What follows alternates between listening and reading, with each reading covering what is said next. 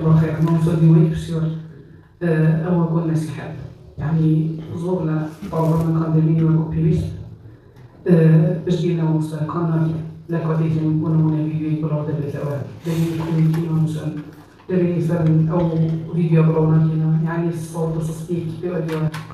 والله ابن پیغمبر عليه الصلاة والسلام فرمي من رأى منكم منكرا شيء فليغيره بيده أو أعلى درجة، فإن لم يستطع فبلسانه، فإن لم يستطع فبقلبه، وذلك أضعف الإيمان.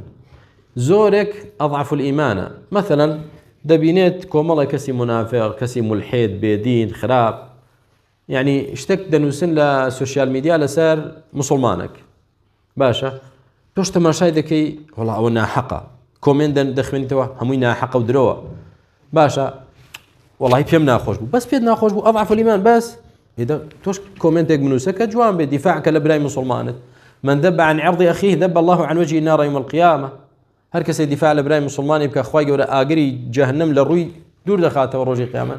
توش تيك بنوسه خدست تشلل لينا دعوة توش كلميتي حق بلا كلميتي خير بك شكا فليغيره بيدي فإن لم يستطع فبلسانه. بزمان بدست بيقورا كاكا جاء موضوع كده قرأته درجات إيمان تبرز بيت دي قوريت إيمان تبرز نبي بس بدأ والله يبي ناخوشه ما بوستك بيني بداخل خوش نبو هيك تذكر موقفي توشي بو هيك بس بيم ناخوشه هو أضعف الإيمان. أبوي إنسان كإيماني برز بيت نبي الصفر بيت موقفي صفر مبل موقفي بقى إيجابي بيو إن شاء الله. وكوتم سنتاي آياتك والمؤمنون والمؤمنات بعضهم أولياء بعض يعني شيء أولياء بعض پشتیوانی یکتر بکەین دفاع لە یەکتر بکەین یەکتر سەر بخەین لە حەقدا کە ناحەقمان کرد دەستی یەکتر بگرین کاکە من ناحەقە مەیکە نەک وەڵام من هەر لە دوورەوە أقف موقف المتفرج بس سير دەکەم نا چ بۆ سیر دەکەی کە دەزانی من ناحەقم وەرە نەصیحەتم کە دەزانی من حەقم ظلمم لێ کراوە دفاعکە